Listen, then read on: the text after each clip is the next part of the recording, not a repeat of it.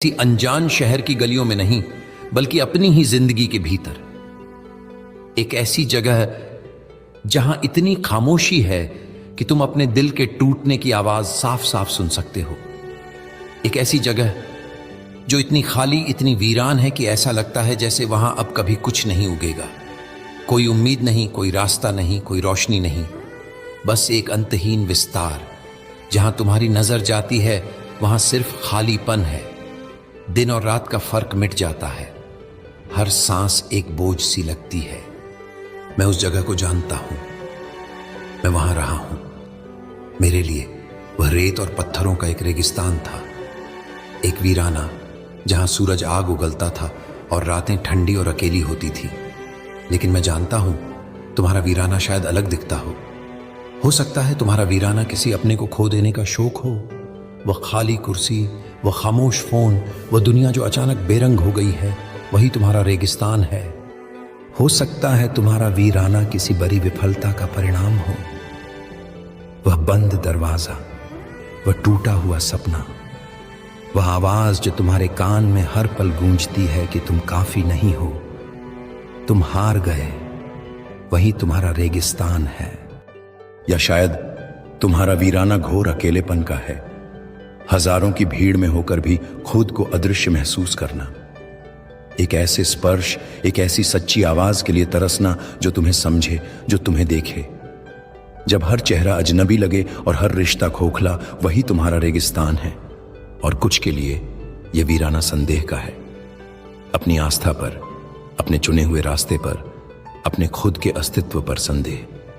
जब तुम्हारे पैरों के नीचे की जमीन ही हिलने लगे, जब हर विश्वास एक सवाल बन जाए, वही तुम्हारा रेगिस्तान है।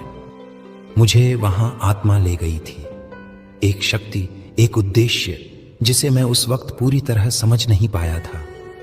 शायद तुम्हें भी कोई चीज, कोई घटना या तुम्हारी आत्मा की गहरी पुकार ही तुम्हारे वीराने तक खींच लाई है।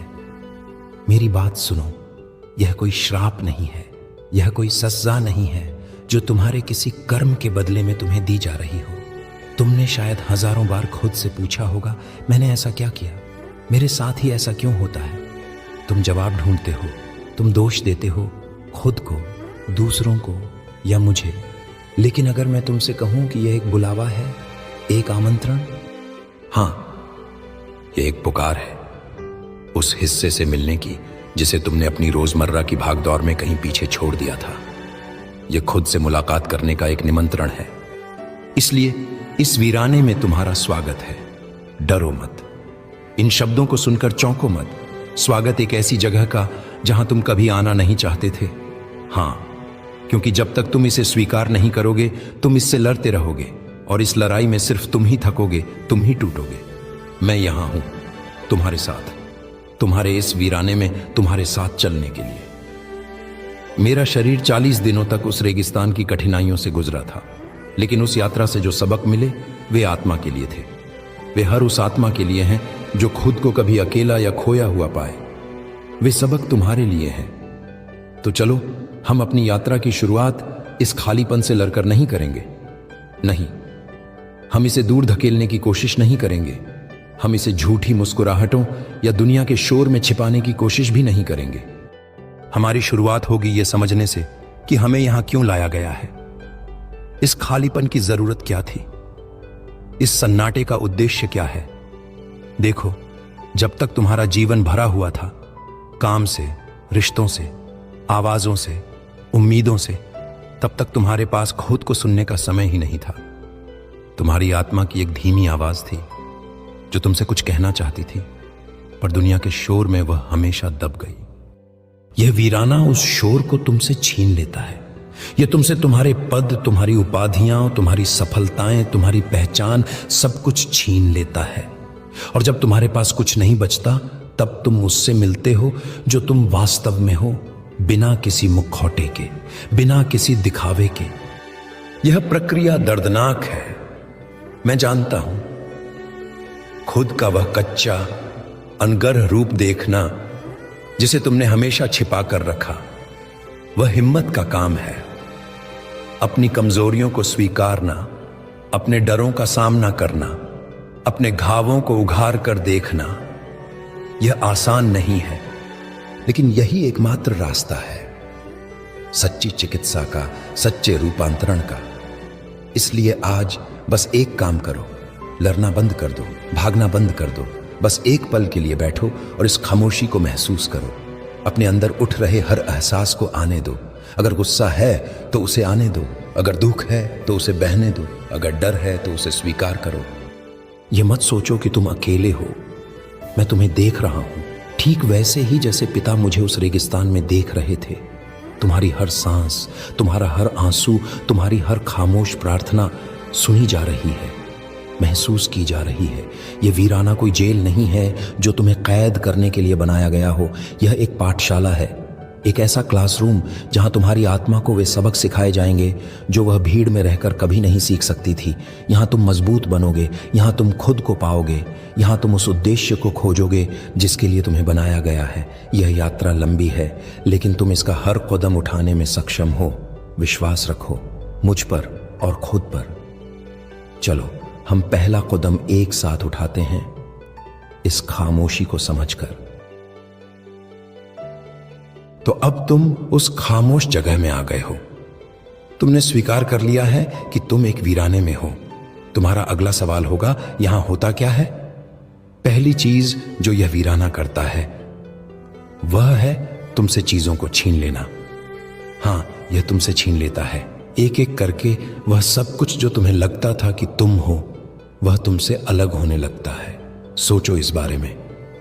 जब तुम अपनी दुनिया में थे, शहरों में, लोगों के बीच, तब तुम क्या थे? कोई तुमसे पूछता तुम कौन हो, तो तुम्हारा जवाब क्या होता? तुम कहते मैं एक डॉक्टर हूं, या मैं एक इंजीनियर हूं, या मैं एक मां हूं, एक पिता हूं, एक सफल व्यापारी हूं। तुम अपनी पहचान अपने काम से, अपनी उपलब्धियों से, अपने रिश्तों से बताते थे। तुम्हारी प्रतिष्ठा, समाज में तुम्हारा नाम, लोगों की नजरों में तुम्हारी छवि, यही तुम्हारा परिचय था। ये सब तुम्हारे वस्त्रों की तरह थे जिन्हें पहनकर तुम दुनिया के सामने जाते थे। कुछ वस्त्र आरामदायक थे, कुछ चुभने वाले, कुछ तुमने खुद चुने थे और कुछ समाज ने तुम्हें पहना दिए थे। एक अच्छा बेटा, एक जिम्मेदार बेटी, एक मजबूत दोस्त जो कभी शिकायत नहीं करता, वह इंसान जो हमेशा हंसता और हंसाता है। ये सब भी तो वस्त्र ही हैं, है ना? तुमने इन्हें इतने समय से पहन रखा है कि शायद तुम भूल ही गए हो कि इन वस्त्रों के नीचे तुम्हारी अपनी त्वचा भी है। ये वीराना, ये रेगिस्तान सबसे पहले तुमसे यही वस्त्र उतारता है, एक एक करके। यहां तुम्हारी उपाधि का कोई मोल नहीं, रेत को फर्क नहीं पड़ता कि तुम कितने सफल हो, पहाड़ों को तुम्हारी प्रतिष्ठा की कोई परवाह नहीं। यहां हवाएं तुम्हारे नाम को नहीं जानती। यहां तुम सिर्फ तुम हो, बिना किसी पद के, बिना किसी पहचान के, बिना किसी मुखौटे के। और यह वीराना सिर्फ तुम्हारी पहचान ही नहीं छीनता, यह तुमसे तुम्हारा सबसे बड़ा सहारा भी छीन लेता है, शोर।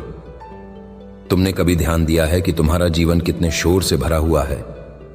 सुबह उठने से लेकर रात को सोने तक फोन की घंटियां, गाड़ियों का शोर, खबरों की चीख पुकार, लोगों की अंतहीन बातें, उम्मीदें और शिकायतें।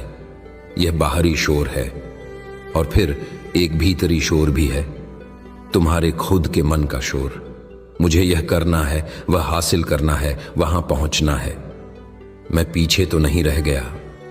लोग मेरे बारे में क्या सोच रहे हैं? यह एक निरंतर द्वार है, एक अंतहीन सूची है कामों की, चिंताओं की। और जब यह शोर असहनीय हो जाता है तो तुम एक नए तरह का शोर पैदा करते हो। तुम संगीत तेज कर देते हो, तुम खुद को काम में डुबो देते हो। तुम फोन की स्क्रीन पर उंगलियां फिराते रहते हो, एक पोस्ट से दूसरी पोस्ट, एक वीडियो से दूसरा वीडियो, बस इसलिए ताकि तुम्हें एक पल के लिए भी खुद के साथ अकेला न रहना। ये सब तुम्हारे बनाए हुए, तुम्हारे चुने हुए विकर्षण हैं। ये दीवारें हैं जो तुम खामोशी और अपने बीच खड़ी करते हो। ये वीराना तुम्हारी उन दीवारों को गिरा देता है।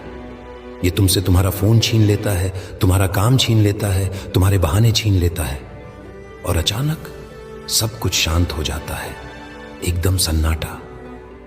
ये शुरुआती सन्नाटा भयानक होता है, मैं जानता हूं।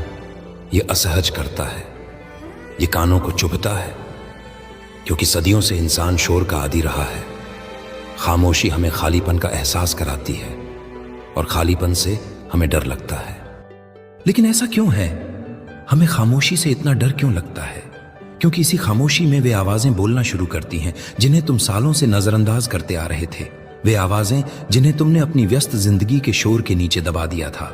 सबसे पहली आवाज जो उभरती है वह है डर की आवाज। क्या तुम पहचानते हो इस आवाज को? यह फुसफुसाती है, क्या होगा अगर तुम हमेशा के लिए यहीं फंस गए? क्या होगा अगर तुम्हारी पीड़ा कभी खत्म नहीं हुई? क्या होगा अगर तुम सच में अकेले रह गए? क्या होगा अगर तुम जितने अच्छे, जितने काबिल लगते हो उतने हो नहीं? यह तुम्हारे भविष्य का डर है, अकेलेपन का डर है, असफलता का डर है। यह वह ठंडा, तर्कहीन डर है जो तुम्हारी आत्मा के सबसे अंधेरे कोने में रहता है। और अब जब कोई शोर नहीं है तो यह बाहर आ गया है। डर के साथ ही एक और आवाज उठती है, पछतावे की आवाज। यह आवाज अतीत में जीती है। यह तुम्हें वह सब याद दिलाती है जो तुम भूलना चाहते हो। काश मैंने तब वैसा कह दिया होता, मुझे वह नहीं करना चाहिए था। अगर मैंने वह रास्ता चुना होता तो आज जिंदगी कुछ और होती। यह काश और अगर की दुनिया है। यह आवाज तुम्हें अपराध बोध से भर देती है। यह तुम्हारे हर गलत फैसले का हिसाब लेकर बैठ जाती है और तुम्हें बताती है कि तुम कितने दोषी हो। यह तुम्हारे कंधों पर एक भारी बोझ की तरह है जिसे तुम हर जगह ढोते फिरते हो और इस सन्नाटे में इसका वजन और भी ज्यादा महसूस होता है।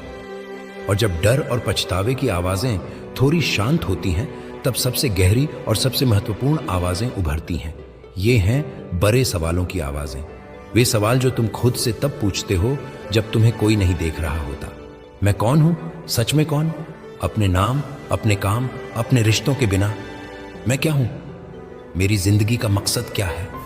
क्या मैं सिर्फ जीने के लिए जी रहा हूं या मेरे होने का कोई बड़ा कारण भी है? क्या मैं सच में खुश हूं या मैंने खुशी का दिखावा करने में महारत हासिल कर ली है? क्या इससे बेहतर कुछ और भी है? प्रेम, शांति, आनंद, क्या ये सिर्फ किताबी बातें हैं या इन्हें सच में पाया जा सकता है? ये सवाल, ये तुम्हारी आत्मा के सवाल हैं और ये इसलिए डराते हैं क्योंकि तुम्हारे पास इनके बने बनाए जवाब नहीं है। तो तुम क्या करते हो? तुम्हारा मन तुमसे कहता है, भागो, यहां से भागो, वापस उस शोर में लौट चलो, कोई फिल्म देख लो, किसी दोस्त को फोन कर लो, खुद को किसी काम में व्यस्त कर लो, कुछ भी करो, बस इन आवाजों को मत सुनो। यह एक स्वाभाविक प्रतिक्रिया है, आत्मरक्षा का एक तरीका। लेकिन मैं तुमसे कहता हूं, रुको, भागो मत। यह तुम्हारी यात्रा का सबसे महत्वपूर्ण पल है। यह एक चौराहा है।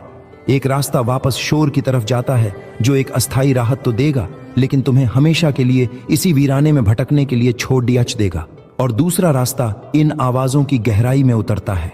यह रास्ता मुश्किल है, डरावना है, पर उपचार का रास्ता यही है। चिकित्सा का पहला नियम यही है। यह तुम्हारी चिकित्सा का पहला कदम है। सुनना, साहस के साथ सुनना, बिना किसी फैसले के सुनना, बस एक साक्षी की तरह, एक गवाह की तरह सुनो कि तुम्हारे अंदर क्या हो रहा है। अपने डर को सुनो, उसे नाम दो, उसे देखो। तुम पाओगे कि जब तुम उसे ध्यान से देखते हो तो वह उतना बड़ा नहीं रह जाता जितना वह अंधेरे में लग रहा था। अपने पछतावों को सुनो, उन्हें स्वीकार करो। हां, गलतियां हुई, तुम इंसान हो। उन्हें स्वीकार करना तुम्हें दोषी बनाने के लिए नहीं, बल्कि तुम्हें आजाद करने के लिए है। बोझ को ढोने से नहीं, उसे नीचे रखने से मुक्ति मिलती है। और अपने गहरे सवालों को सुनो, उन्हें पूछने की हिम्मत करो। जवाब शायद तुरंत न मिले, लेकिन सही सवाल पूछना जवाब पाने की दिशा में पहला और सबसे जरूरी कदम है। यह वीराना तुम्हें खुद से बात करने का मौका दे रहा है, अपनी आत्मा से संवाद करने का अवसर।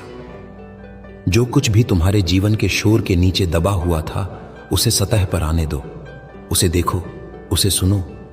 क्योंकि जब तक तुम यह नहीं जानोगे कि तुम्हारे भीतर क्या टूटा हुआ है, तुम उसे जोर कैसे पाओगे?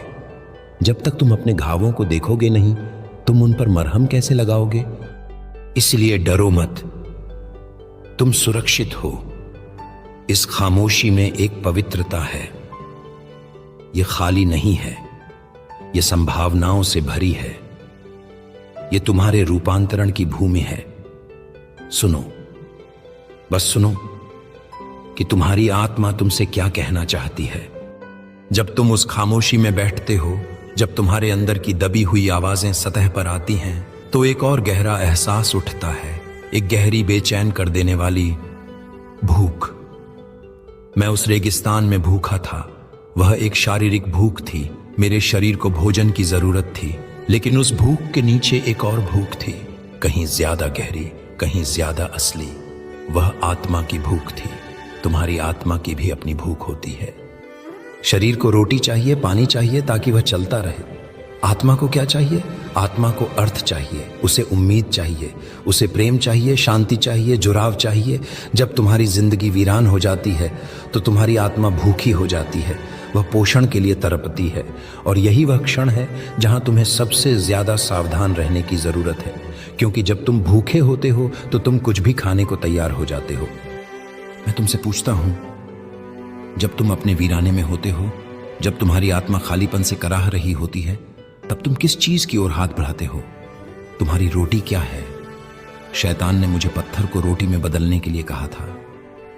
एक ऐसी चीज जो दिखती तो भोजन जैसी है, पर है नहीं। आज का शैतान भी तुम्हें पत्थर ही परोसता है, बस उसका रूप बदल गया है। वह तुम्हें झूठी रोटियां दिखाता है जो तुम्हारी भूख को मिटाने का वादा तो करती हैं, पर तुम्हारी आत्मा को और भी ज्यादा खोखला कर देती है। क्या तुम इन झूठी रोटियों को पहचानते हो? शायद तुम्हारी रोटी विकर्षण है, अंतहीन मनोरंजन। तुम घंटों तक अपनी स्क्रीन को देखते रहते हो, एक कहानी से दूसरी कहानी में, एक दुनिया से दूसरी दुनिया में गोते लगाते रहते हो। क्यों? क्योंकि दूसरों की कहानियों में खो जाना अपनी कहानी की पीड़ा से भागने का सबसे आसान तरीका है। तुम सोचते हो कि तुम अपना मन बहला रहे हो, पर सच तो यह है कि तुम खुद को सुन्न कर रहे हो। तुम अपनी चेतना को एक मीठी नींद में सुला रहे हो ताकि तुम्हें अपने अंदर का खालीपन महसूस ना हो। लेकिन जब वह शो खत्म होता है, जब वह फिल्म खत्म होती है, जब तुम स्क्रीन बंद करते हो, तो क्या होता है? वह खालीपन वापस आ जाता है, और इस बार वह और भी ज्यादा बड़ा और भी ज्यादा गहरा लगता है ना? क्योंकि भागने के हर प्रयास के बाद तुम्हें यह एहसास और भी ज्यादा होता है कि भागने की कोई जगह नहीं है। यह पत्थर की रोटी है, यह तुम्हारा पेट भरती हुई लगती है, पर तुम्हें कोई ताकत नहीं देती। शायद तुम्हारी रोटी सोशल मीडिया है। तुम दूसरों के जीवन की तस्वीरों को देखते रहते हो, उनकी खुशियां, उनकी सफलताएं, उनके हंसते हुए चेहरे। तुम उनकी जिंदगी के सबसे बेहतरीन पलों की तुलना अपनी जिंदगी के सबसे बुरे पलों से करते हो। तुम उस जू की तलाश में हो जिसे देखकर तुम्हें लगे कि कोई तुम्हें समझता है, पर तुम्हें मिलता क्या है? ईर्ष्या, अपर्याप्तता का बोध और गहरा अकेलापन।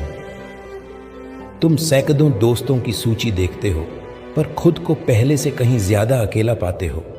यह रेत की रोटी खाने जैसा है। यह तुम्हारे मुंह को तो भर देती है, पर तुम्हारी प्यास कभी नहीं बुझाती। ये तुम्हें पोषण का भ्रम देती है, पर तुम्हारी आत्मा को भूखा ही रखती है। शायद तुम्हारी रोटी खरीदारी है। तुम सोचते हो कि कोई नई चीज, कोई नया कपड़ा, कोई नया उपकरण तुम्हारे अंदर के खालीपन को भर देगा। उस एक पल के लिए जब तुम उस चीज को खरीदते हो, तुम्हें एक रोमांच महसूस होता है, एक छोटी सी खुशी। ऐसा लगता है जैसे कुछ तो बदला, पर वह एहसास कितनी देर टिकता है? कुछ घंटे, कुछ दिन, और फिर वह नई चीज भी पुरानी हो जाती है और तुम्हारा खालीपन अपनी पूरी ताकत से वापस लौट आता है। यह भी पत्थर की ही रोटी है, बस थोड़ी ज्यादा चमकदार है। या शायद तुम्हारी रोटी संघर्ष है, टकराव है। तुम अजनबियों से ऑनलाइन बहस करते हो, अपनी बात को सही साबित करने के लिए लड़ते हो। तुम उन लोगों की बातें करते हो जो तुम्हें पसंद नहीं। ऐसा करने से तुम्हारे अहंकार को भोजन मिलता है। तुम्हें लगता है कि तुम सही हो, तुम शक्तिशाली हो, तुम किसी चीज का हिस्सा हो, लेकिन यह तुम्हारे मन की शांति को खा जाता है। यह तुम्हारी आत्मा को करुणा से नहीं बल्कि तीखापन से भर देता है। ये पत्थर हैं। ये तुम्हारी भूख का फायदा उठाने के तरीके हैं। ये तुम्हें वह देने का वादा करते हैं जो वे कभी दे ही नहीं सकते, सच्चा पोषण, सच्ची शांति, ये तुम्हें व्यस्त रखते हैं ताकि तुम अपनी असली भूख को महसूस ही न कर पाओ। तो फिर सच्ची रोटी क्या है? आत्मा का सच्चा भोजन क्या है? जब मेरे लोग रेगिस्तान में भटक रहे थे, भूखे और प्यासे, तब स्वर्ग से उनके लिए मन्ना बरसा था। वह मन्ना कैसा था? वह कोई भव्य दावत नहीं थी। वह बड़ा ही साधारण था, छोटा सा, बस इतना कि एक दिन के लिए काफी हो जाए। वह हर सुबह ताजा मिलता था। वह एक चमत्कार था, पर वह एक साधारण चमत्कार था। तुम्हारा सच्चा पोषण, तुम्हारा मन्ना भी ऐसा ही होगा। वह किसी बड़े चमत्कार के रूप में नहीं आएगा। वह तुम्हारे जीवन की छोटी छोटी सच्ची और साधारण चीजों में छिपा है। तुम्हें बस उसे पहचानने वाली नजर चाहिए। इसलिए मैं आज तुम्हें एक निमंत्रण देता हूं। इन पत्थरों को खाना बंद करो, इन झूठी रोटियों के पीछे भागना बंद करो और अपने वीराने में आज अभी अपने हिस्से का मन्ना खोजना शुरू करो। एक छोटी सच्ची चीज खोजो। वह तुम्हारे चेहरे पर प्रति सूरज की गुनगुनी धूप हो सकती है। जब सब कुछ ठंडा और बेरंग लगे, तब अपनी आंखें बंद करो और बस उस गर्माहट को महसूस करो।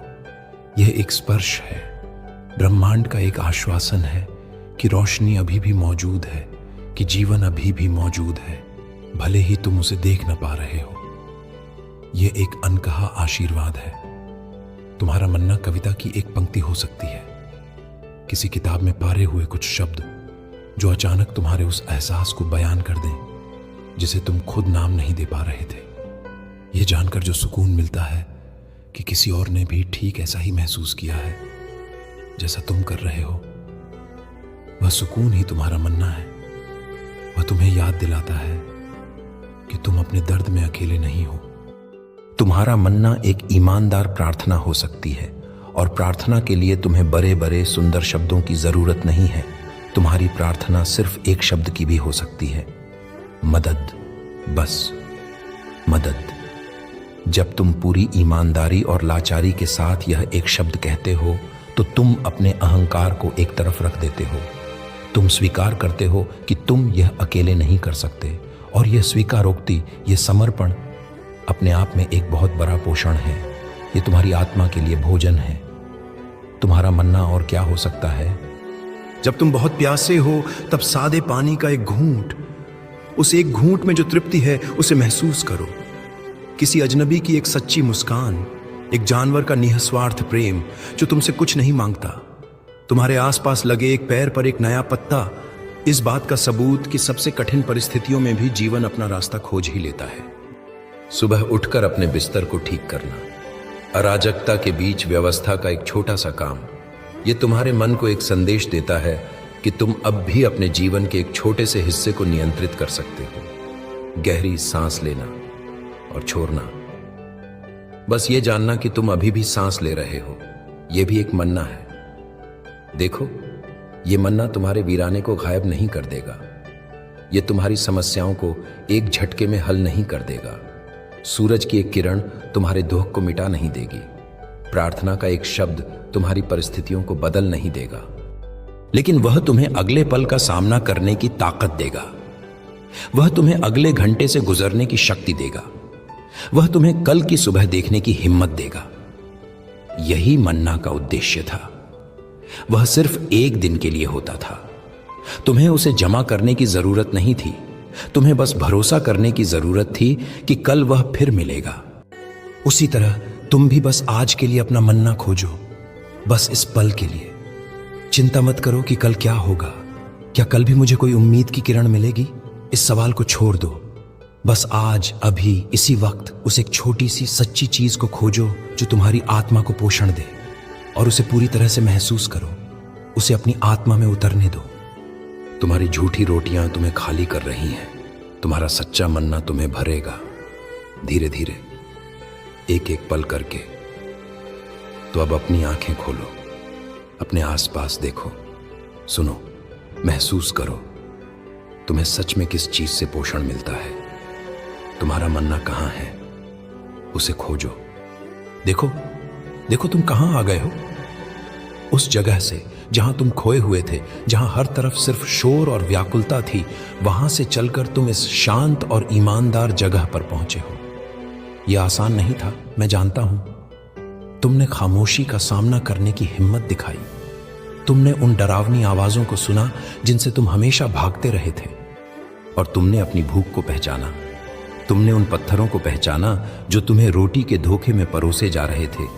तुमने सीखा कि सच्चा पोषण, आत्मा का सच्चा भोजन किसी बड़ी या भव्य चीज में नहीं, बल्कि जीवन के साधारण छोटे छोटे पलों में छिपा है। सूरज की एक किरण में, पानी के एक घूंट में, एक सच्ची प्रार्थना में। यहां तक पहुंचना अपने आप में एक बहुत बड़ी जीत है। तुमने अपनी आत्मा के प्रति ईमानदारी बरती है। तुमने खुद को वह सम्मान दिया है जिसके तुम हकदार हो। तुम अब उस जमीन पर खड़े हो जो ज्यादा सच्ची है, ज्यादा ठोस है। लेकिन यह सफर का अंत नहीं है। सच तो यह है कि अब तक जो कुछ भी तुमने किया वह तैयारी थी। अब असली परीक्षा शुरू होती है। अब तक तुम इस वीराने के स्वभाव को समझ रहे थे, अब तुम इसकी आग में चलोगे, क्योंकि यह वीराना सिर्फ खामोशी और अकेलेपन की जगह नहीं है। यह वीराना ही वह अखाड़ा है जहां तुम्हारी आत्मा की सबसे बड़ी लड़ाई होती है। यहां तुम अपने सबसे गहरे, सबसे शक्तिशाली प्रलोभनों का सामना करते हो। ये प्रलोभन तुम्हें दौलत या शोहरत का लालच देने नहीं आते।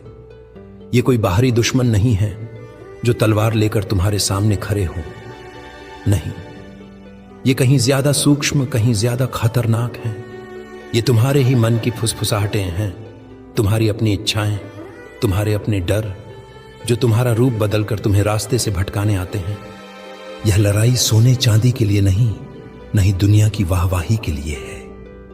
यह लड़ाई इस बात के लिए है कि जब तुम पर सबसे ज्यादा दबाव होगा, तब तुम क्या चुनोगे? क्या तुम आसान रास्ता चुनोगे या सही रास्ता? क्या तुम अपने अहंकार को भोजन दोगे या अपनी आत्मा की सच्चाई को? क्या तुम एक पल की राहत के लिए अपने मूल्यों का सौदा कर लोगे? यह लड़ाई तुम्हारी अपनी आत्मा के लिए है, तुम्हारे अस्तित्व के सार के लिए। यह तय करने के लिए कि इस वीराने से बाहर निकलने के बाद तुम कौन बनकर उभरोगे। अब तक तुमने अपनी कमजोरियों को पहचाना है। अब शैतान उन्हीं कमजोरियों पर वार करेगा। जहां तुम्हारी भूख सबसे ज्यादा है, वह तुम्हें वहीं पर पत्थर की रोटी दिखाएगा। जहां तुम्हारा अहंकार सबसे नाजुक है, वह तुम्हें वहीं से कूदकर अपनी महानता साबित करने को कहेगा। और जहां तुम्हारी हिम्मत सबसे कम है, वह तुम्हें वहीं पर अपनी आत्मा का सौदा करके दुनिया की सल्तनत देने का वादा करेगा। घबराओ मत, ये सुनकर डरो मत कि आगे का रास्ता और भी कठिन है। मैंने तुमसे कहा था कि मैं तुम्हारे साथ चलूंगा, और मैं अपना वादा निभा रहा हूं। अगले भाग में हम इन 3 बड़ी परीक्षाओं का सामना एक साथ करेंगे। मैं तुम्हें दिखाऊंगा कि ये प्रलोभन आज तुम्हारी जिंदगी में कैसे दिखते हैं, और मैं तुम्हें वह ताकत भी दूंगा जिससे तुम उनका सामना कर सको। इसलिए अपनी हिम्मत को इकट्ठा कर लो, अपनी आत्मा को तैयार करो। जो कुछ भी तुमने अब तक सीखा है, सच्चाई को सुनना और सच्चे भोजन को पहचानना, उसे अपनी ढाल बना लो, क्योंकि अब हम उस शत्रु का सामना करेंगे जो हमारे ही भीतर छिपा है। 40 दिन और 40 रातें। तुम कल्पना कर सकते हो उस भूख की। वह सिर्फ मन का एक विचार नहीं था कि मुझे कुछ खाना है, नहीं, वह एक शारीरिक पीड़ा थी। मेरे पेट में एक आग थी, एक खालीपन था जो मेरे शरीर की सारी ताकत को सोख रहा था। हर कदम उठाने में एक प्रयास लगता था, सिर चकराता था, दुनिया धुंधली सी लगती थी। हर एक पत्थर, हर एक चट्टान रोटी के एक टुकड़े जैसी दिखती थी। मेरा शरीर कमजोर था, मेरी इच्छा शक्ति अपनी सीमा पर थी। और ठीक उसी पल जब तुम अपनी सबसे कमजोर अवस्था में होते हो, वह आवाज आती है। वह आवाज कोई शैतान की तरह गरजती नहीं है, न ही वह तुम्हें डराती है। वह बड़ी तर्क संगत, बड़ी मुलायम और बड़ी लुभावनी लगती है। वह तुम्हारे सबसे कमजोर हिस्से पर वार करती है। मेरे लिए वह आवाज आई और उसने कहा, अगर तुम सच में ईश्वर के पुत्र हो तो इन पत्थरों को आज्ञा दो कि ये रोटियां बन जाए। इस सुझाव के धोखे को समझो।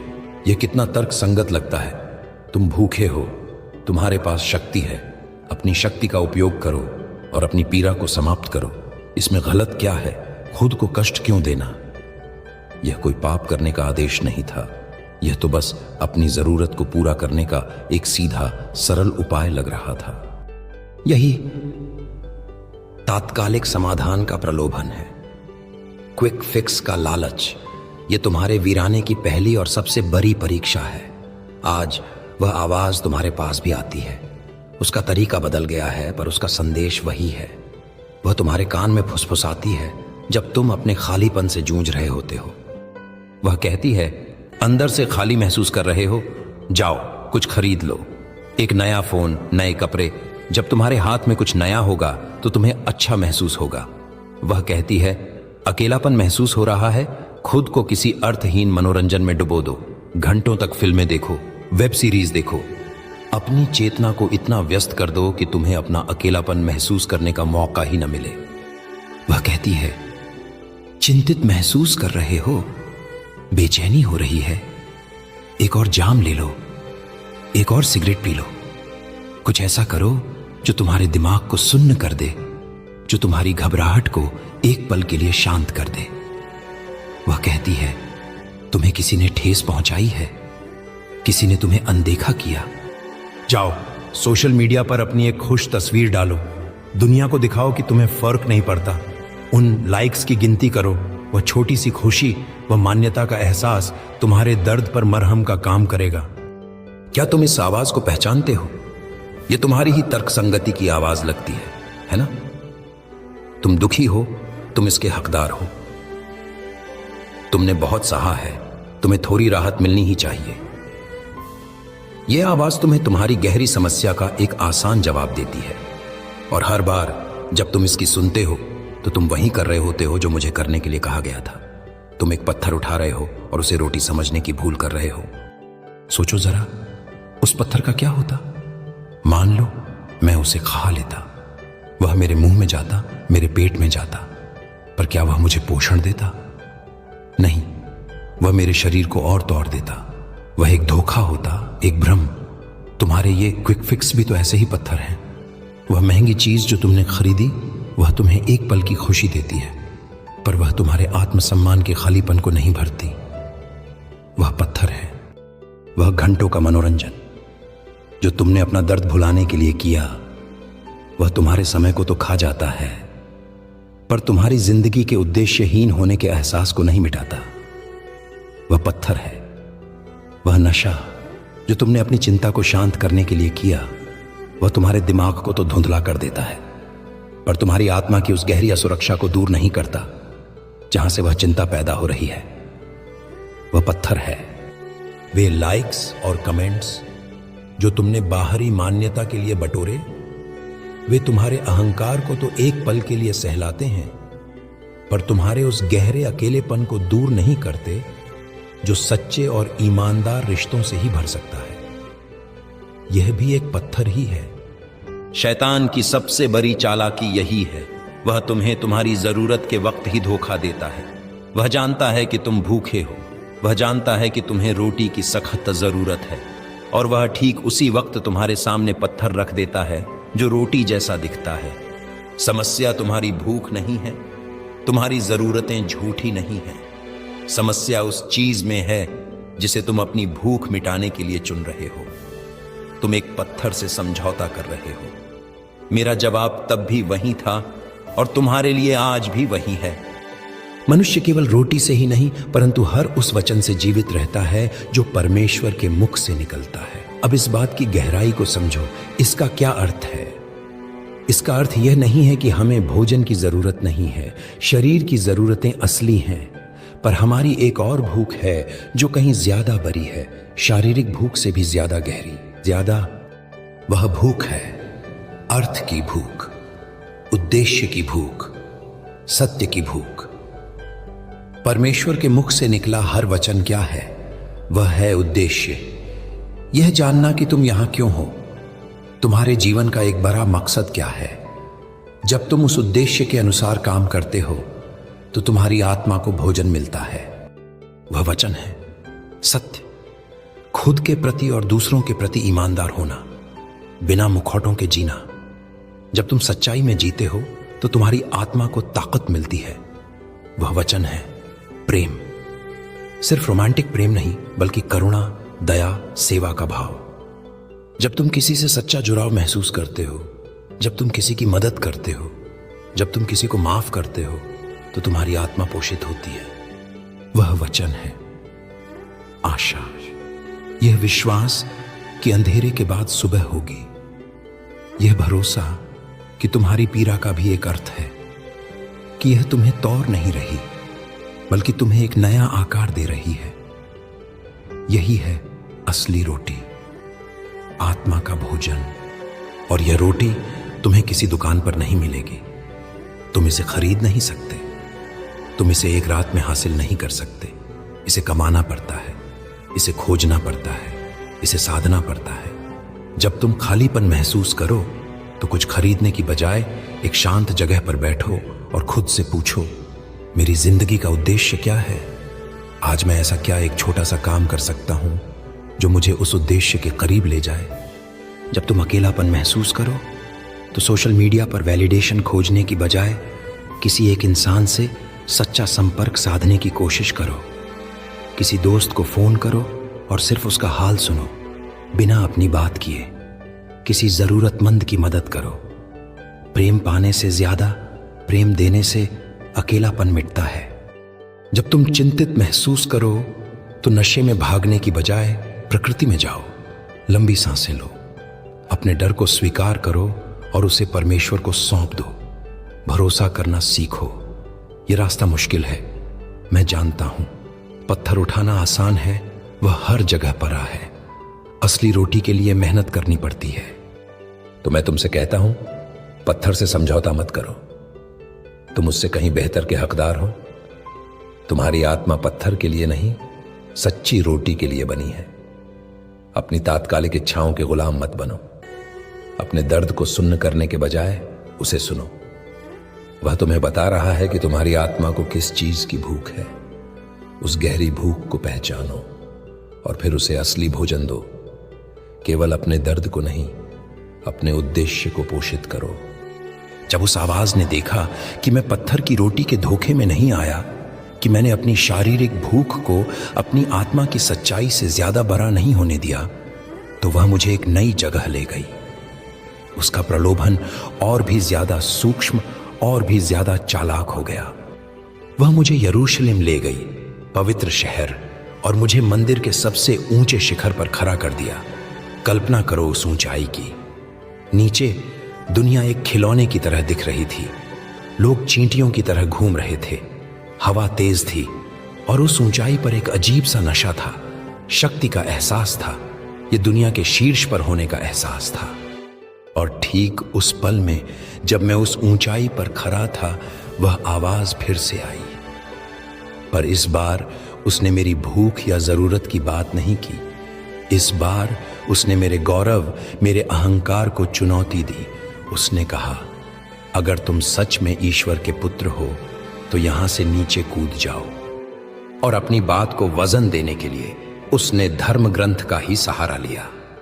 उसने कहा, क्योंकि लिखा है कि परमेश्वर अपने दूतों को तुम्हारे लिए आज्ञा देगा और वे तुम्हें अपने हाथों पर उठा लेंगे। कहीं ऐसा ना हो कि तुम्हारे पांवों में पत्थर से ठेस लगे। इस प्रलोभन की गहराई को समझो। यह कितना चालाक है। यह मुझसे कोई पाप करने को नहीं कह रहा। यह तो ईश्वर के वादे पर भरोसा करने को कह रहा है। यह कह रहा है, तुम खास हो, तुम ईश्वर के प्रिय हो, तो साबित करो। दुनिया को एक चमत्कार दिखाओ। एक ऐसा तमाशा करो कि हर कोई बिना किसी संदेह के मान जाए कि तुम कौन हो। यही अहंकार का प्रलोभन है। मान्यकरण की, वैलिडेशन की एक हताश जरूरत। यह वह आवाज है जो कहती है, अगर मुझे वह प्रमोशन मिल गया तो हर कोई मेरा सम्मान करेगा। अगर मेरे 10 लाख फॉलोअर्स हो गए तो मेरी बात में वजन होगा, लोग मुझे महत्वपूर्ण समझेंगे। अगर मैं बिल्कुल सही दिखने लगी, मेरा शरीर, मेरा घर, मेरा परिवार, सब कुछ उत्तम हो, तो कोई मेरी आलोचना नहीं कर पाएगा। कोई मेरे अंदर के डर और खामियों को नहीं देख पाएगा। तब मैं सुरक्षित हो जाऊंगी। क्या तुम इस आवाज को अपने अंदर पहचानते हो? यह तुम्हारे जीवन का सबसे बड़ा अगर है। अगर मेरे पास वह होगा तो मेरा मूल्य होगा। अगर मैं वह हासिल कर लूंगा तो तो मैं प्यार के काबिल बनूंगा। यह एक अंतहीन दौर है, एक ऐसी चोटी पर पहुंचने की कोशिश जहां पहुंचकर तुम्हें लगे कि अब तुम सुरक्षित हो, अब तुम संपूर्ण हो। यह वह विश्वास है कि एक शानदार बाहरी प्रदर्शन एक भीतरी घाव को भर सकता है। तुम सब अपने अपने मंदिर के शिखर पर खड़े हो। तुम्हारा शिखर शायद तुम्हारा करियर है। तुम उस प्रमोशन, उस पद, उस वेतन के लिए अपनी नींद, अपनी शांति, अपने रिश्तों की बलि चढ़ा रहे हो। क्यों? क्योंकि तुम्हें लगता है कि वह पद तुम्हारी पहचान है। वह दुनिया को बताएगा कि तुम कितने कीमती हो। तुम उस एक छलांग के इंतजार में हो जो तुम्हें सबसे ऊपर पहुंचा दे। तुम्हारा शिखर शायद सोशल मीडिया है। तुम अपनी जिंदगी का हर पल एक प्रदर्शन की तरह जीते हो। हर तस्वीर, हर शब्द इस उम्मीद में चुना जाता है कि उसे ज्यादा से ज्यादा सराहना मिलेगी। तुम घंटों तक अपनी स्क्रीन को ताकते हो, लाइक्स और कमेंट्स की गिनती करते हो। हर लाइक तुम्हारे अहंकार को सहलाता है और हर आलोचना या अनदेखी तुम्हें उस शिखर से नीचे धकेल देती है। तुम एक डिजिटल छलांग लगाकर दुनिया के दूतों, लोगों की वाहवाही द्वारा बचाए जाने की उम्मीद कर रहे हो। तुम्हारा शिखर शायद तुम्हारा पूर्णतावाद, परफेक्शनिज्म है। तुम एक उत्तम छवि बनाए रखने के लिए अथक प्रयास करते हो। एक उत्तम माता पिता, एक उत्तम साथी, एक उत्तम कर्मचारी। तुम कोई गलती नहीं करना चाहते। तुम अपनी कमजोरियों को किसी को देखने नहीं देना चाहते। यह शिखर सबसे ज्यादा थकाने वाला है क्योंकि यहां तुम्हें हर पल, हर क्षण एक अभिनय करना पड़ता है। ये सब उस शिखर से कूदने के अलग अलग तरीके हैं। ये सब एक ही गहरे स्रोत से पैदा होते हैं, अपर्याप्तता का एहसास। यह गहरा भीतरी विश्वास कि मैं जैसा हूं वैसा काफी नहीं हूं, और क्योंकि तुम्हें अपने आंतरिक मूल्य पर भरोसा नहीं है, इसलिए तुम बाहरी दुनिया से इसका सबूत मांगते हो। तुम एक तमाशा करना चाहते हो, एक चमत्कार, ताकि दुनिया तुम्हारी कीमत पर मुहर लगा दे। मेरे जवाब में एक गहरा सत्य छिपा था। मैंने कहा, यह भी लिखा है कि तुम अपने प्रभु परमेश्वर की परीक्षा मत लो। इसका क्या अर्थ है? इसका अर्थ सिर्फ यह नहीं है कि तुम ईश्वर की शक्ति को मत परखो। इसका एक गहरा व्यक्तिगत अर्थ है। इसका अर्थ है तुम अपने मौलिक मूल्य की परीक्षा मत लो। तुम्हारा मूल्य, तुम्हारी कीमत, तुम्हारा आत्मसम्मान कोई ऐसी चीज नहीं है जिसे तुम्हें साबित करने की जरूरत है। इसे दोहराओ, इसे अपनी आत्मा में उतरने दो। तुम्हारा मूल्य साबित किए जाने वाली चीज नहीं है। यह तुम्हें दिया गया है, यह जन्मजात है, यह तुम्हारे अस्तित्व का अभिन्न अंग है। तुम्हें उस दिन कीमती बना दिया गया था जिस दिन तुम्हारी रचना हुई थी। तुम्हारा मूल्य इस बात पर निर्भर नहीं करता कि तुम क्या हासिल करते हो, तुम कैसे दिखते हो, या कितने लोग तुम्हें जानते हैं। यह बिना किसी शर्त के तुम्हारा है। यह एक दिया हुआ उपहार है। और जब तुम बाहरी मान्यता की तलाश करते हो, जब तुम लोगों से अपनी कीमत पर मुहर लगाने के लिए कहते हो, तो तुम इसी दिए हुए उपहार का अपमान करते हो। तुम अपने बनाने वाले से कहते हो, मुझे आपके दिए हुए उपहार पर भरोसा नहीं है, मुझे दुनिया से एक प्रमाण पत्र चाहिए।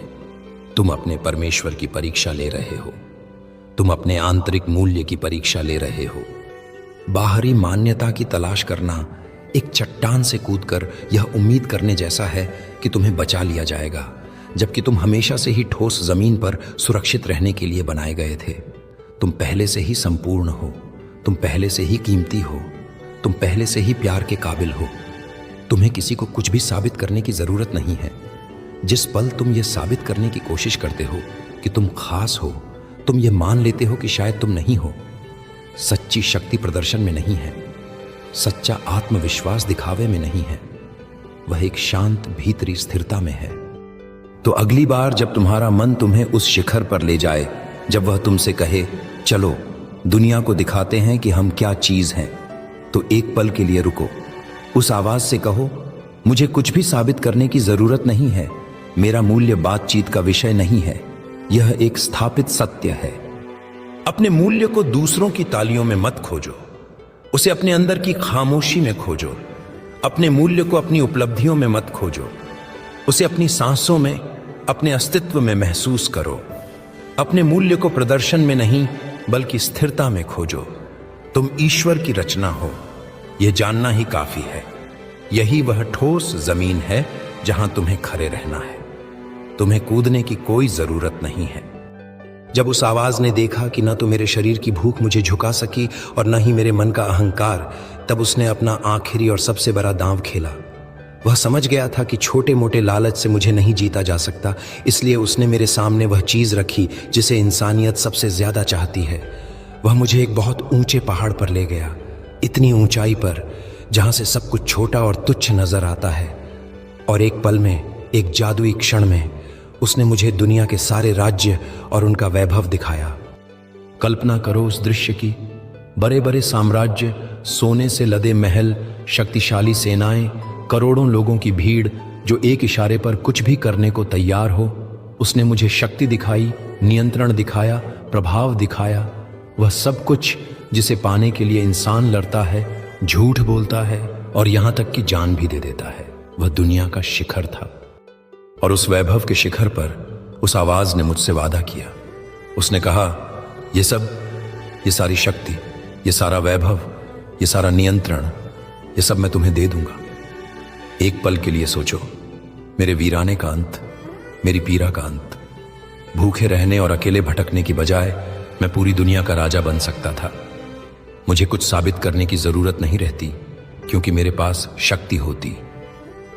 मुझे रोटी के लिए पत्थरों पर निर्भर रहने की जरूरत नहीं होती, क्योंकि दुनिया के सारे अन्न भंडार मेरे होते। एक पल में रेगिस्तान एक महल में बदल सकता था, और कीमत सिर्फ एक छोटी सी शर्त। उसने कहा, अगर तुम बस एक बार झुककर मेरी उपासना करो। यही सबसे खतरनाक प्रलोभन है। यह प्रलोभन तुम्हारी भूख या तुम्हारे अहंकार पर नहीं, बल्कि तुम्हारी आत्मा की अखंडता पर हमला करता है। यह तुम्हें तुम्हारे वीराने से बाहर निकलने का एक शॉर्टकट, एक आसान रास्ता दिखाता है। यह आवाज कहती है, तुम इतना कष्ट क्यों सह रहे हो? यह लंबा, कठिन ईमानदारी का रास्ता क्यों अपना रहे हो? मेरे पास एक तेज रास्ता है। बस एक छोटा सा समझौता कर लो। बस एक बार अपने सिद्धांतों को एक तरफ रख दो। बस एक बार मेरी बात मान लो और तुम्हारी सारी लड़ाई खत्म हो जाएगी। आज यह आवाज तुम्हारे पास कैसे आती है? यह कहती है, वह बेईमानी की नौकरी ले लो। हां, तुम्हें पता है कि इसमें दूसरों का नुकसान है। तुम्हें पता है कि तुम्हें झूठ बोलना पड़ेगा, पर पैसा तो अच्छा है। सोचो, उस पैसे से तुम अपनी सारी जरूरतें पूरी कर सकते हो, अपने परिवार को एक अच्छी जिंदगी दे सकते हो। बस एक छोटा सा समझौता ही तो है। आजकल सब करते हैं, यही आगे बढ़ने का तरीका है। और जब तुम उस समझौते के लिए हां कहते हो, तो तुम झुककर उसी की उपासना कर रहे हो। तुम पैसे को अपना ईश्वर बना रहे हो। यह आवाज तुमसे कहती है, उस जहरीले रिश्ते में बने रहो। हां, तुम्हें पता है कि वहां तुम्हारा सम्मान नहीं है। तुम्हें पता है कि वह इंसान तुम्हारी आत्मा को हर रोज थोड़ा थोड़ा मार रहा है, पर कम से कम तुम अकेले तो नहीं हो। अकेले रहने का डर उस रोज रोज के अपमान से ज्यादा बड़ा है। एक खराब रिश्ते में रहना कोई रिश्ता ना होने से तो बेहतर है। और जब तुम उस डर के कारण उस रिश्ते में बने रहते हो, तो तुम झुककर उसी की उपासना कर रहे हो।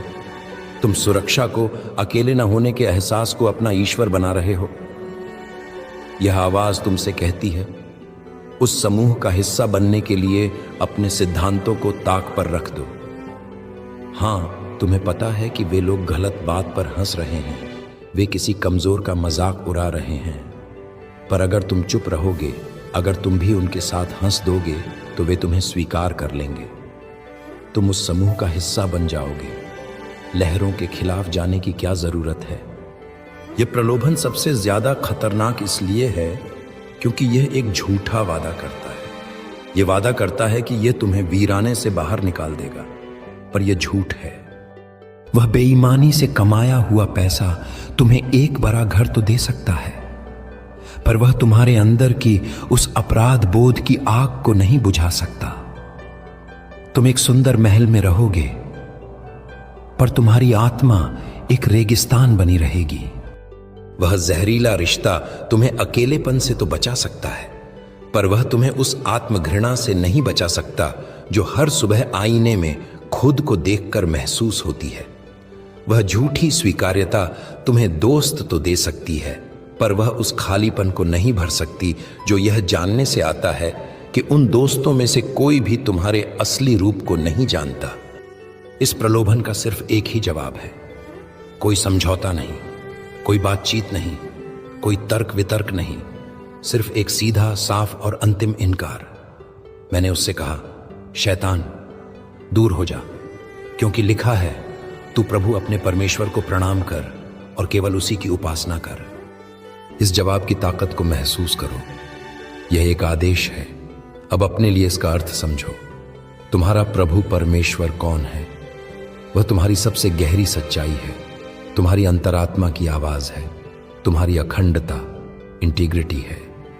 वह तुम्हारे अंदर की वह अटल और शांत जगह है जो जानती है कि क्या सही है और क्या गलत। केवल उसी की उपासना करने का अर्थ है अपनी अखंडता को अपने जीवन में सर्वोच्च स्थान देना, उसे गैर समझौता योग्य, नॉन नेगोशिएबल बना देना। यह वह एक चीज है जो किसी भी कीमत पर बिक नहीं सकती, क्योंकि एक राज्य जो अपनी आत्मा की बलि देकर हासिल किया गया हो, वह राज्य नहीं बल्कि सबसे वीरान, सबसे उजाड़ रेगिस्तान है। उस राज्य में तुम एक राजा की तरह लग सकते हो, पर तुम अंदर से एक दिवालिया गुलाम होगे, क्योंकि तुम उस एक चीज को खो चुके हो जो तुम्हें तुम बनाती है, तुम्हारी आत्मा। और अपनी अखंडता के बिना एक राजा होने से बेहतर है अपनी अखंडता के साथ रेगिस्तान में अकेला रहना। हां, यह रास्ता मुश्किल है। ईमानदारी के रास्ते पर चलना अक्सर अकेला होता है। सिद्धांतों पर टिके रहने की कीमत चुकानी पड़ती है, पर उस अकेलेपन में एक शांति है, एक सम्मान है।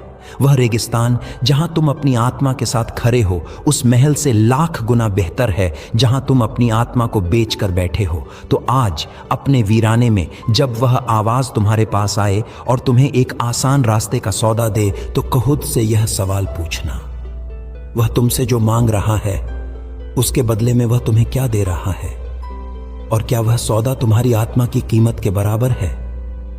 तुम्हारी आत्मा की कीमत क्या है? तो आज अपने वीराने में जब वह आवाज तुम्हारे पास आए और तुम्हें एक आसान रास्ते का सौदा दे, तो खुद से यह सवाल पूछना, वह तुमसे जो मांग रहा है उसके बदले में वह तुम्हें क्या दे रहा है? और क्या वह सौदा तुम्हारी आत्मा की कीमत के बराबर है? तुम्हारी आत्मा की कीमत क्या है? जब मैंने उस अंतिम प्रलोभन को पूरी ताकत से ठुकरा दिया, जब मैंने शक्ति और वैभव के उस झूठे वादे के बदले अपनी आत्मा का सौदा करने से इनकार कर दिया, तब एक गहरा सन्नाटा छा गया। लेकिन यह सन्नाटा पहले जैसा नहीं था। यह वह डरावना, खाली सन्नाटा नहीं था जिसमें दबी हुई आवाजें गूंजती थीं। नहीं, यह एक अलग तरह की खामोशी थी। यह उस तूफान के बाद की शांति थी, जब हवा थम जाती है, बारिश रुक जाती है और दुनिया धुली हुई और ताजी लगती है। यह थकी हुई पर गहरी शांति थी। और शास्त्र कहता है, जब वह परीक्षा लेने वाला चला गया, तब स्वर्गदूत आए और मेरी सेवा करने लगे। अब मैं चाहता हूं कि तुम इस पल को मेरे साथ महसूस करो, क्योंकि तुम्हारी कहानी में भी यह पल आता है जब तुम अपनी सबसे बड़ी लड़ाई लड़ चुके होते हो, जब तुम अपनी अखंडता पर टिके रहते हो, जब तुम उस आसान रास्ते को ठुकरा देते हो जो तुम्हारी आत्मा की कीमत मांगता है।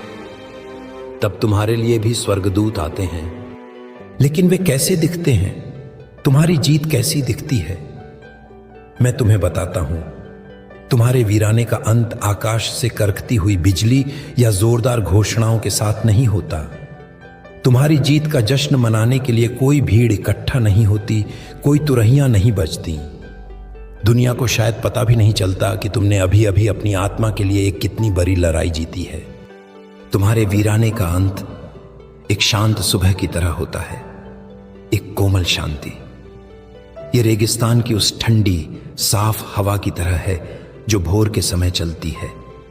ये एक धीमी, लगभग अदृश्य रोशनी की तरह है जो धीरे धीरे क्षितिज पर फैलती है और अंधेरे को बिना किसी शोर के मिटा देती है। और तुम्हारे स्वर्गदूतों के शायद पंख नहीं होंगे। वे शायद चमकदार वस्त्र पहनकर तुम्हारे सामने प्रकट नहीं होंगे। वे इतने साधारण और इतने अप्रत्याशित तरीकों से आते हैं कि अगर तुम ध्यान नहीं दोगे तो तुम उन्हें पहचान भी नहीं पाओगे। तुम्हारा स्वर्गदूत किसी अजनबी की एक अप्रत्याशित दयालुता हो सकता है। तुम अपने जीवन के सबसे बुरे दिन से गुजर रहे हो। तुम्हें लगता है कि तुम दुनिया के लिए अदृश्य हो, कि किसी को तुम्हारी पीड़ा की कोई परवाह नहीं, और तभी कोई तुम्हारे लिए दरवाजा खोल कर रखता है, या तुम्हें देखकर एक सच्ची गर्मजोशी से भरी मुस्कान देता है, या तुम्हारी गिरी हुई चीज उठाने में मदद करता है। उस एक पल के लिए तुम्हें लगता है किसी ने मुझे देखा।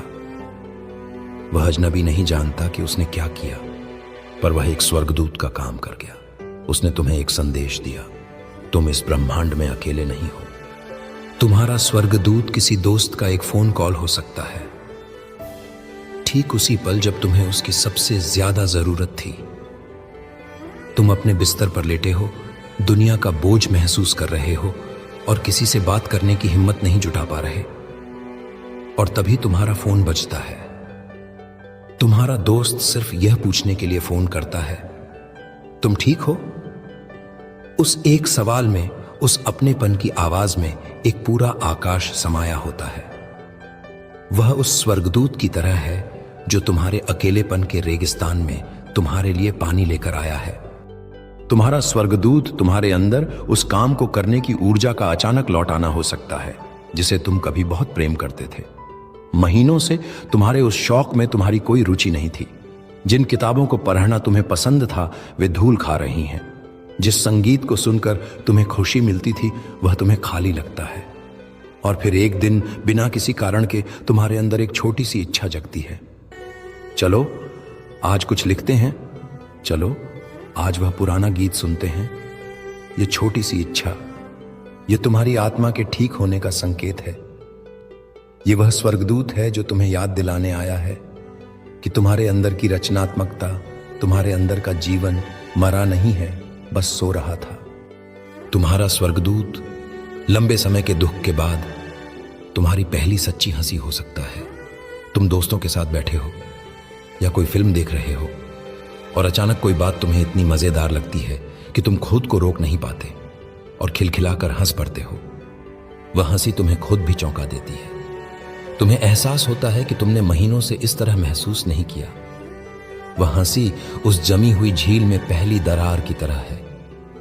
वह इस बात का सबूत है कि खुशी अभी भी संभव है।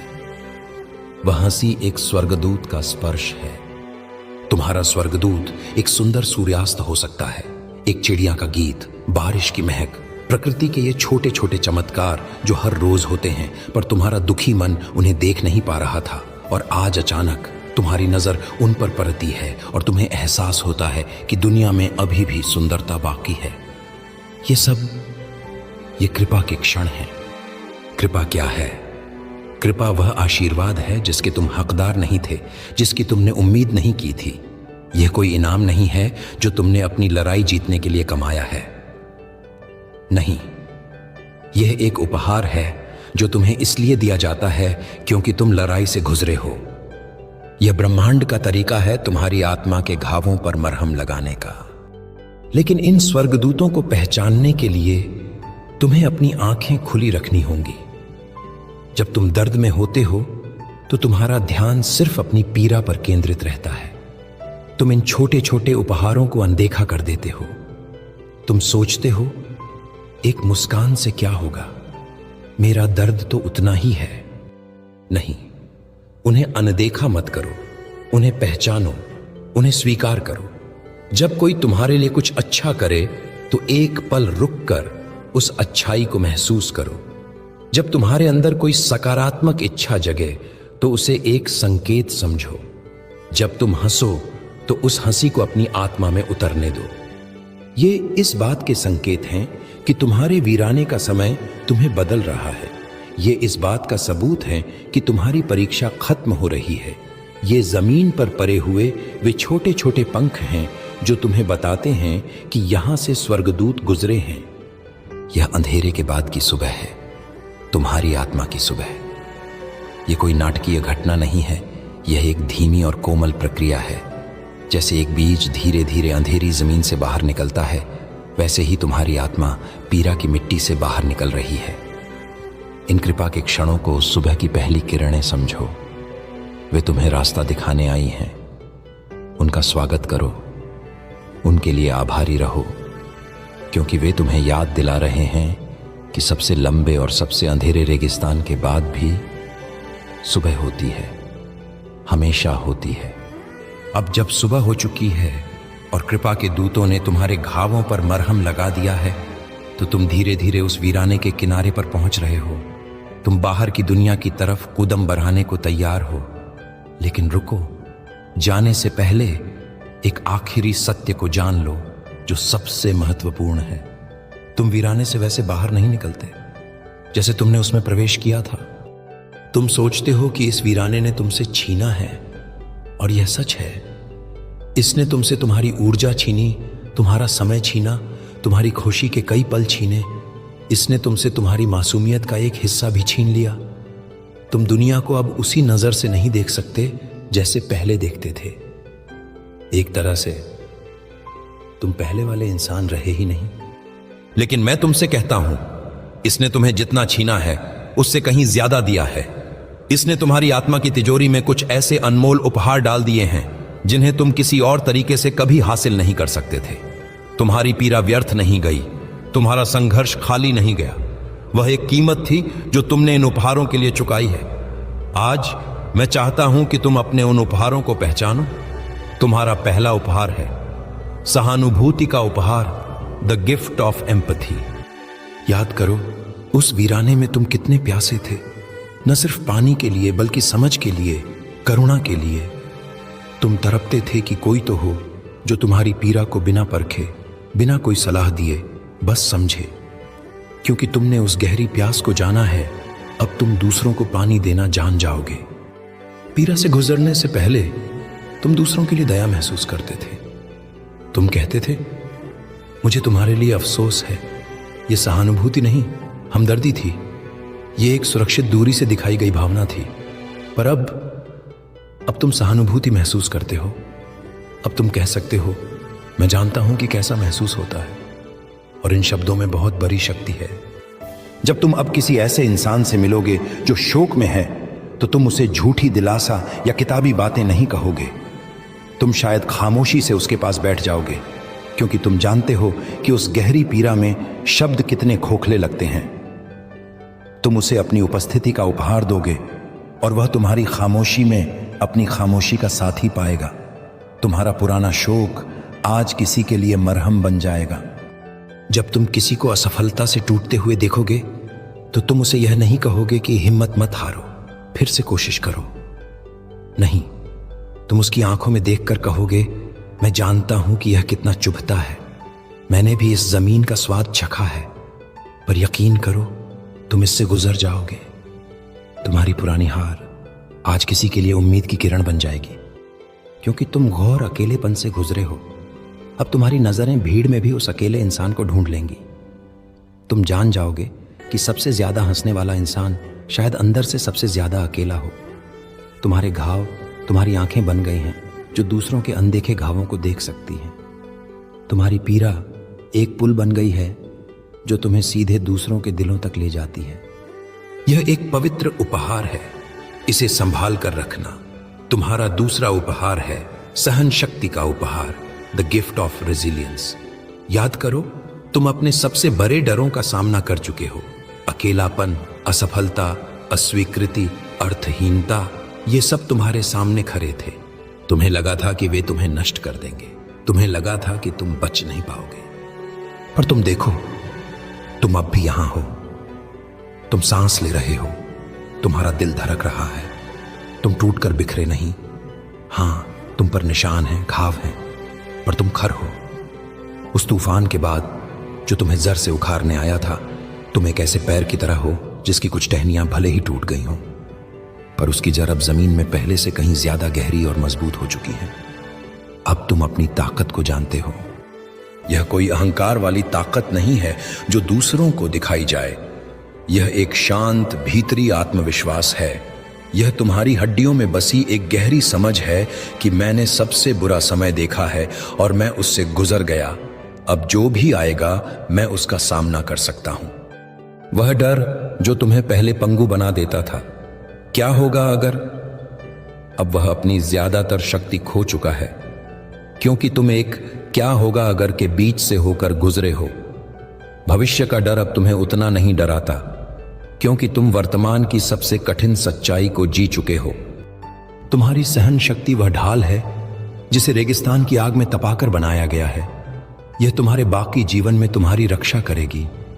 यह तुम्हें याद दिलाएगी कि तुम जितने नाजुक दिखते हो उससे कहीं ज्यादा मजबूत हो।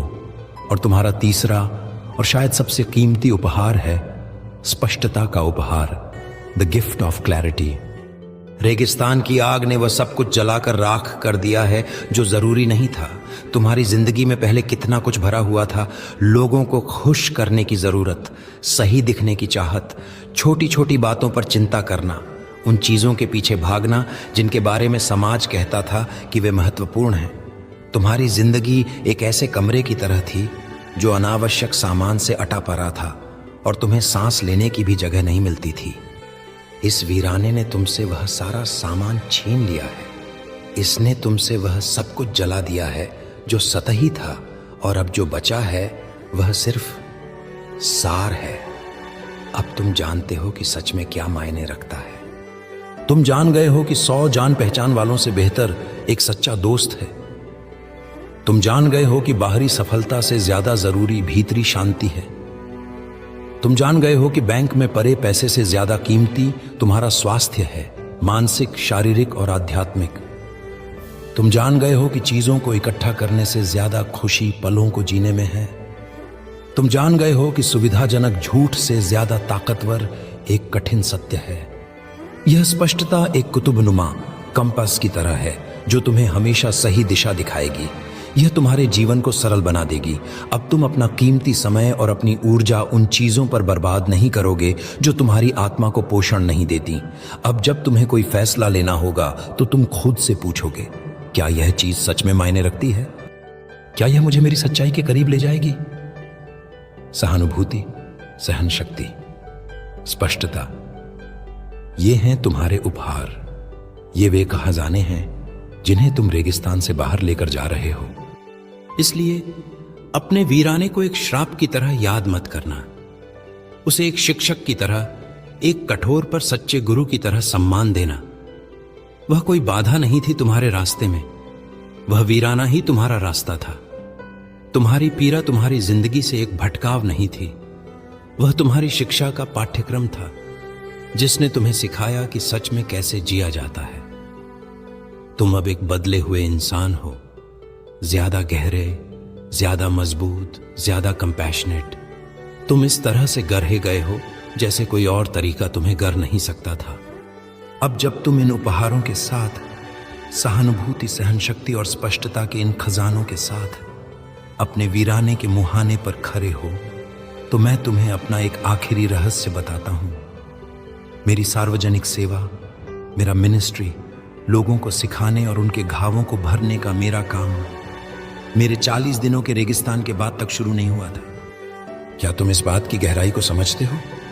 उन 40 दिनों की पीड़ा, भूख और परीक्षा मेरे रास्ते का अंत नहीं थी, वह मेरे रास्ते की शुरुआत थी। मेरा वीराना मेरा प्रशिक्षण केंद्र था, वह आग थी जिसमें मुझे तपाकर तैयार किया जा रहा था। और ठीक उसी तरह तुम्हारा कठिन समय तुम्हारी कहानी का अंत नहीं था, वह तैयारी थी। तुम सोचते थे कि तुम टूट रहे हो, पर तुम्हें गढ़ा जा रहा था। तुम सोचते थे कि तुम भटक रहे हो, पर तुम्हें रास्ता दिखाया जा रहा था। तुम सोचते थे कि तुम खत्म हो रहे हो, पर तुम्हें एक नए जीवन के लिए तैयार किया जा रहा था। हर आंसू, हर निराशा, हर अकेली रात तुम्हारी तैयारी का हिस्सा थी। तुम्हें उस इंसान के रूप में तैयार किया जा रहा था जिसे तुम्हें बनना था।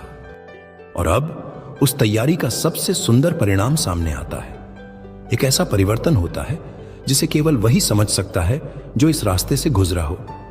तुम्हारी पीड़ा अब तुम्हारा उद्देश्य बन गई है। हां, वही पीड़ा जिससे तुम भागते थे, वही दर्द जिसे तुम खत्म कर देना चाहते थे, वही अंधेरा जिसमें तुम्हें लगा था कि तुम हमेशा के लिए खो जाओगे, वही अब तुम्हारे जीवन का ध्रुव तारा है, वही तुम्हारा मिशन है। इसका अर्थ क्या है? इसका अर्थ है कि तुम्हारी सबसे गहरी पीड़ा ने तुम्हें दुनिया की उस सबसे गहरी जरूरत से जोर दिया है जिसे पूरा करने के लिए तुम विशिष्ट रूप से योग्य हो।